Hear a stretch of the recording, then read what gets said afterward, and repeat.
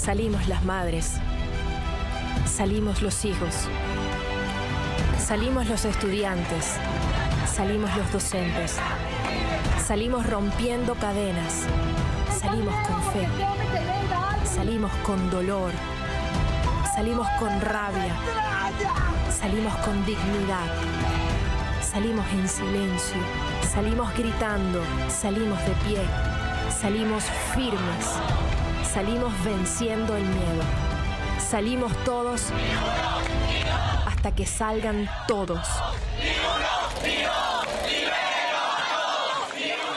Que salgan todos, ese es el clamor general en Venezuela. Las manifestaciones afuera de los centros de detención no terminarán hasta que todos los presos políticos regresen a casa sin limitaciones a su libertad. Este sábado los familiares rebasaron a las fuerzas de la opresión para llegar a las puertas del helicoide para que el régimen deje de prolongar el sufrimiento de las familias. Tienen que salir porque ellos no pueden estar cayendo a mentiras y ya ellos están diciendo que van a salir. Ellos tienen que liberarlos a todos, todas las personas. Los venezolanos, cansados de la represión del régimen, demostraron que ya no serán silenciados. ¡Justicia! ¡Justicia! ¡Justicia y libertad! Rechazando las injusticias y opresión por parte de los agentes del Servicio Bolivariano de Inteligencia Nacional que sometía y doblegaba a los presos políticos. ¡Todos son inocentes! ¡Ninguno delincuente! Y en un acto sin precedentes, decenas de familiares y amigos de los presos participaron en una jornada de oración para exigir la libertad plena de prisioneros de conciencia y para exigir el cierre del helicoide, reconocido como el mayor centro de torturas de América Latina. Hoy más que nunca la exigencia está más vigente y es que con o sin ley de amnistía seguiremos luchando por la libertad plena e inmediata de todos los presos políticos, porque el drama no ha terminado ni siquiera para quienes han sido excarcelados, que siguen con medidas restrictivas de su libertad. Al término de la ceremonia religiosa, los familiares avanzaron sin temores, rezabando a los agentes para ubicarse a las puertas del recinto con vírgenes, pancartas, fotografías de sus seres queridos y consignas que claman justicia y libertad. También reiteraron su exigencia al jefe de la ilegítima asamblea, Jorge Rodríguez, quien dijo a más tarde el próximo viernes, todos los presos saldrán de prisión. Se espera que se cumpla con su palabra, que no quede igual que el 8 de enero que dijo, y lo que hizo fue un conteo gota a gota. Exigimos que sean todos los más de 700 que todavía quedan adentro detenidos. Según la organización venezolana Provea, en los primeros 10 años del madurismo, al menos 1.652 personas han sido víctimas de torturas y otras 7.309 han padecido tratos o penas crueles, inhumanas o degradantes, principalmente bajo custodia del SEBIN y de la Policía Nacional Bolivariana. Entre tanto, el Grupo de Derechos Humanos Foro Penal denuncia que al 8 de enero, 383 presos políticos han sido excarcelados.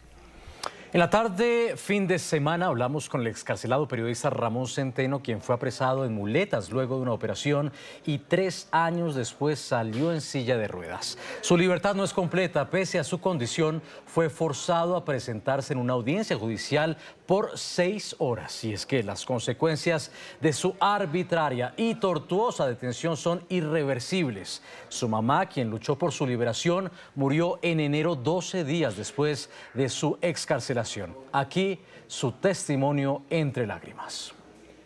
A ella le decían sus amigas, ¿y cuándo vuelve? ¿Cuándo vuelve? No, no. Yo vuelvo cuando Ramón salga, cuando mi hijo salga. Y bueno, volvió conmigo libre, pero ella en un ataúd. Que ella lo logró, que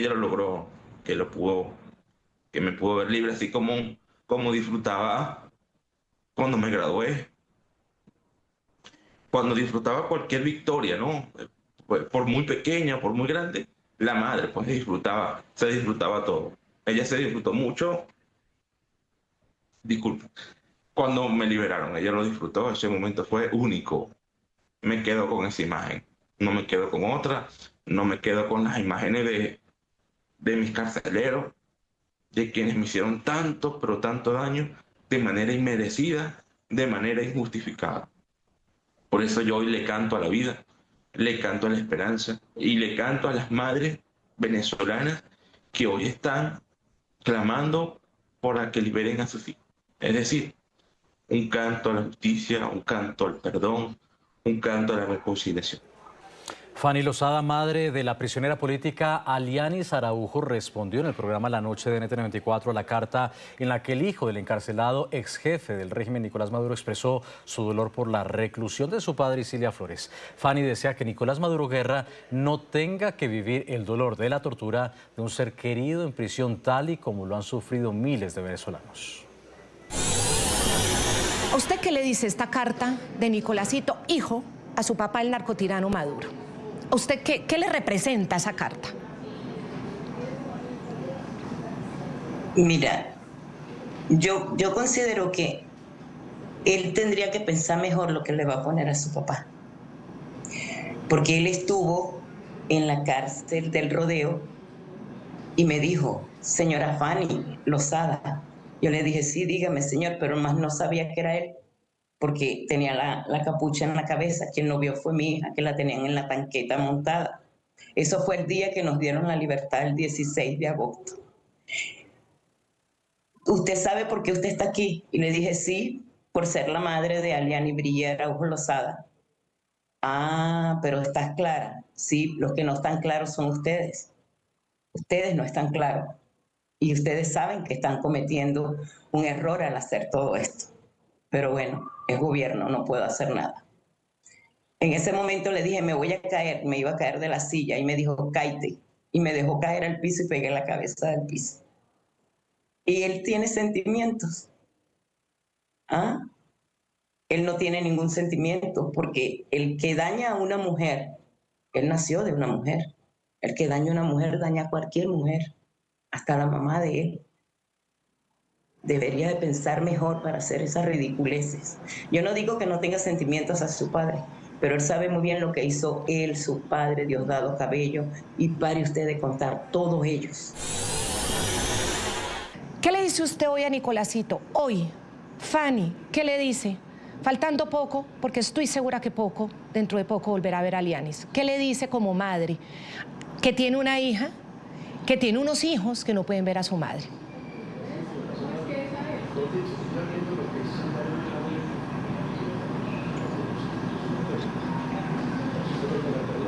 No quiero insultarlo. Simplemente le digo que eso es mentira, hijo. Tú no sabes lo que duele un hijo, porque tú eres hijo, mas no eres padre. Tú no sabes lo que duele. Te dolerá tu papá, pero tú no pariste a tu papá. Yo sí parí a mi hija. Y a mí me duele. Me duele el alma, me duele el corazón. Y tú lograste hacer conjuntamente con Diosdado Cabello toda la maldad del mundo a mi familia y sobre todo a mi hija. Esto jamás se me va a olvidar. ¿Ok? Y pídele a Dios que nunca, nunca, Nicolásito, que ni remotamente por tu vida pase algo como esto o peor que esto.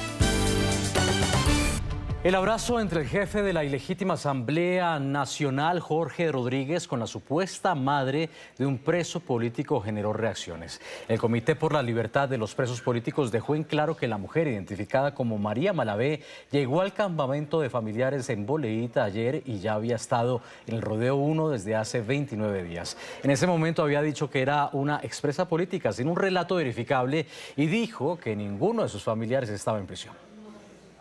Queremos dejar claro que ella no es familiar de un preso político. A pesar de que tenía la camisa del comité, reconocemos que no pertenece al comité, que no es familiar de presos políticos y le pedimos a la comunidad nacional e internacional que esté pendiente de este tipo de situaciones, debido a que pueden estarla utilizando para cualquier eventualidad en contra de los familiares de los presos políticos.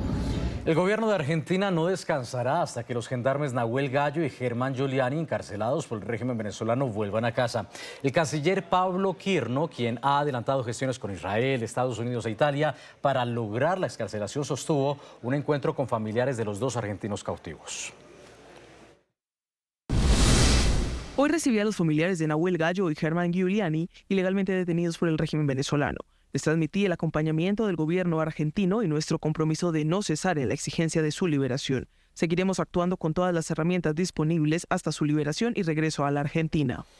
El próximo martes sería aprobada la ley de amnistía presentada por el régimen, según el jefe de la ilegítima asamblea, Jorge Rodríguez. Sin embargo, tras conocerse el texto, crecen las dudas sobre algunas limitaciones que impondría artículos con redacción ambigua. Este sábado, representantes de la ONG, Foro Penal y Provea llegaron al Palacio Federal Legislativo para presentar sus observaciones sobre el proyecto de ley aprobado en primera discusión. El proyecto de ley de amnistía general tiene 6 hojas, 13 artículos y la limitación de su aplicación a 10 momentos álgidos de los últimos 27 años en Venezuela. Pero faltan 3 palabras que la ONU considera clave en estos procesos: justicia, verdad y reparación. Organismos de derechos humanos que han documentado las atrocidades de las fuerzas vinculadas al régimen contra los presos políticos alertan que el texto omite otro punto importante: la participación de diferentes sectores. El seguimiento y la verificación del cabal cumplimiento de la ley de amnistía no puede quedar solo en manos del Poder Ejecutivo. Debe permitirse la participación de las víctimas, de sus representantes y de las ONG y organismos internacionales de protección a los derechos humanos. El artículo 9 genera especial alarma. El Tribunal de Control o juicio competente a solicitud del Ministerio Público o de la persona procesada o condenada verificará los supuestos de la amnistía en cada caso y decretará el sobreseimiento de todos los procesos en curso o la revisión de las sentencias firmes para su anulación mediante sentencias de reemplazo. Si el sistema judicial que debe aplicar la amnistía es el mismo que carece de independencia y facilitó las detenciones arbitrarias, como es el caso de Venezuela, estaría violándose el derecho a la protección judicial, artículo 25 de la Convención Interamericana. El artículo 11 del proyecto de ley, según analistas, podría ser un arma de doble filo. Los organismos administrativos, policiales o militares en los cuales reposen registros o antecedentes sobre personas beneficiadas por la amnistía objeto de esta ley deberán eliminar de sus archivos los registros y antecedentes relacionados con ellas, de oficio o a solicitud del Ministerio Público o la persona interesada. El sociólogo Rafael Uzcategui hace énfasis en ello. El artículo 11 del proyecto de la ley de amnistía es muy problemático y no es el único. Formalmente parecía correcto, pero anula el derecho a la verdad sobre los hechos. De acuerdo con los principios de Joinet de la ONU, este apartado vulneraría el derecho a la verdad, que exige preservar los archivos para que la sociedad conozca lo sucedido. El derecho a saber, por contrapartida, tiene a cargo del Estado el deber de la memoria a fin de prevenir contra las deformaciones de la historia que tiene el nombre por revisionismo y el negacionismo. En efecto, el conocimiento para un pueblo de la historia de su opresión pertenece a patrimonio y como tal debe ser preservado. Preservación de los archivos con relación a las violaciones de los derechos humanos, especialmente luego de un proceso de transición. El derecho de saber implica que sean preservados los archivos. Las medidas que se deben tomar para esto tienen relación con los puntos siguientes: medidas de protección y represión contra la sustracción, la destrucción u ocultación. Los sectores no afines al régimen consideran que Venezuela no necesita un borrón y cuenta nueva, que sepulte las evidencias en los sótanos de los organismos policiales. La verdadera convivencia democrática no está construida si se destruyen los archivos ni silenciando a las víctimas, sino garantizando que el deber de la memoria impida que el horror sea repetido. Exclusivo NTN 24. Los abogados de 2 ciudadanos estadounidenses torturados y usados como rehenes en Venezuela reaccionan por primera vez a la supuesta detención de Alex Saab esta semana. Son los representantes legales de Matthew Heath y Osman Khan, quienes mantienen una demanda civil activa en una corte federal del Distrito Sur de Florida contra Saab y la cúpula madurista, a la que acusan de operar una empresa criminal encabezada por el régimen. John Thornton, abogado de Matthew Heath y Osman Khan, 2 ciudadanos de Estados Unidos detenidos, torturados y usados como moneda de cambio por el régimen de Nicolás Maduro, celebró la detención de Alex Saab en Venezuela.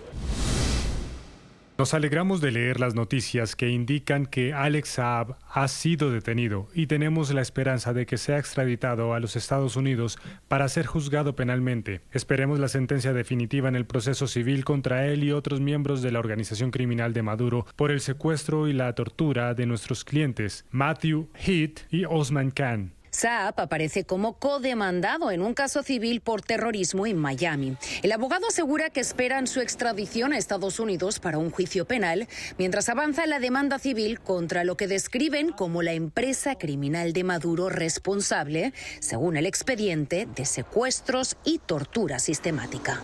Se trata del caso de Heath contra Maduro. Alex Saab y la cúpula chavista son acusados de operar una red de narcoterrorismo financiada, según la demanda, con oro y cocaína para sostener el secuestro y la tortura de ciudadanos estadounidenses. El objetivo, según los abogados, es usar a los rehenes para presionar a Washington, forzar canjes de prisioneros y obtener alivio de sanciones. La demanda fue presentada en enero de 2025 por Matthew Heath, ex infante de Marina, y Osman Khan, detenidos en Venezuela entre 2020 y 2022. Permanecieron en cautiverio en centros de la DGSIM 752 y 259 días, respectivamente.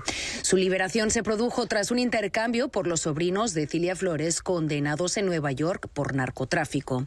Según la demanda, Heath y Khan fueron golpeados, privados de comida y agua, electrocutados, sometidos a asfixia simulada, confinamiento solitario y condiciones inhumanas. Uno de ellos denuncia que fue sometido a un dispositivo de tortura conocido como el tigrito. Durante su cautiverio, el señor Heath y el señor Khan fueron golpeados, privados de comida y agua adecuadas, asfixiados, electrocutados, sometidos a posturas dolorosas, rociados con agua fría a temperaturas bajo cero y recluidos en régimen de aislamiento. El señor Heath recibió golpes en todo el cuerpo. Esto incluyó ser colocado en un dispositivo de tortura conocido como el tigrito, que simulaba el estrangulamiento. El periodo más largo que pasó en este dispositivo fue de varios días. En múltiples ocasiones el señor Heath fue electrocutado con una batería de coche. Al menos en una ocasión le colocaron una bolsa de plástico en la cabeza y se la mantuvieron puesta hasta que casi se asfixió. El señor Heath y el señor Khan fueron recluidos en condiciones insalubres, en habitaciones que a veces estaban cubiertas de heces y que a menudo tenían poca o ninguna luz natural. Un peritaje psiquiátrico adjunto establece que Heath y Khan sufren trastornos de estrés postraumático, ansiedad y depresión. Sus familias quedaron financieramente devastadas tras pagar miles de dólares para lograr su liberación. A pesar de su eventual liberación, el cautiverio y la tortura tuvieron un impacto tremendo en su salud física y mental. Les causaron pérdidas económicas y destruyeron a sus familias. Gastaron cerca de $250,000 tratando de traer al señor Heath de vuelta a casa mediante pagos a su abogado, a traductores y a través de complots extorsionadores por parte de los demandados. En este caso civil, Saab no fue el torturador directo, pero sí una pieza clave del aparato que hizo posible todo lo que le pasó a Heath y a Khan.